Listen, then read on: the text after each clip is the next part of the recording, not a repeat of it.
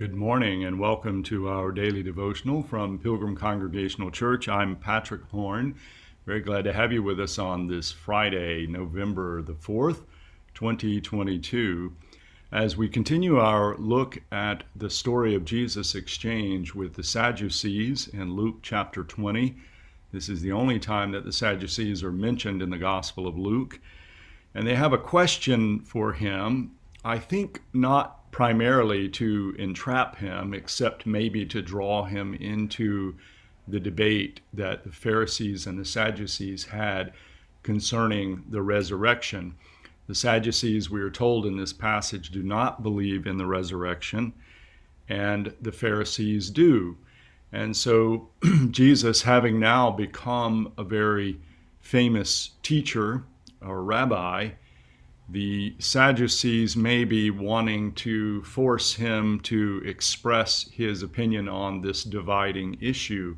And so they ask him the question by giving him an absurd sort of example, that is the example of a woman who is married to a man who dies, and then the law requires that the man's brother marry her, and so on. This happens, says the Sadducees, in their hypothetical, this happens 7 times. And then they ask, so who is this woman the wife of in the resurrection? Well, Jesus responds very directly that marriage is not something that takes place in the resurrection, and that it's a very good reminder, too, I think, that marriage was quite a bit different in Jesus' day and time than it is in ours. It was always arranged. These were arranged marriages that had a lot to do with family relationships and economics, and also, of course, for the protection of the woman in a social structure. So this is a very different sort of concept of marriage than one we're familiar with. But Jesus makes it clear that marriage is not a factor in the resurrection. However, he goes on to say a bit more pointedly about the resurrection. And this is the passage I'm going to read today. So this is Luke chapter 20, verses 37 and 38.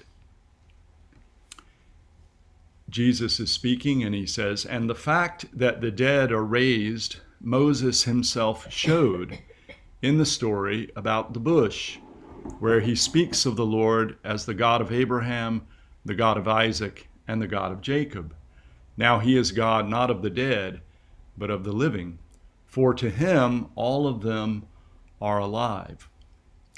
So Jesus makes a very direct statement about resurrection, directly stating that the fathers of the faith, the ancestors of Judaism, Abraham, Isaac, and Jacob, Moses referred to as living, and that God related to these as being alive. And so Jesus took this as a statement of support for the resurrection, and emphasizing that God is not the God of the dead, but of the living.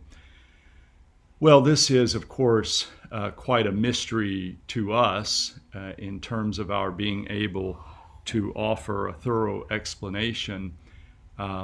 But I think one that calls for faith on our part, one that reminds us that there is much that we do not know, and we are asked quite pointedly by Jesus in the Gospels to respond in faith as a child.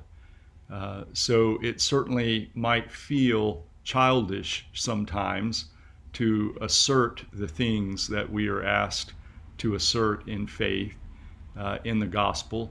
And this is one of them. And not only that, I think one that is rather central to the Christian story, that is resurrection, that in the resurrection there is hope and love and redemption for the entire world. And so this is a very central belief.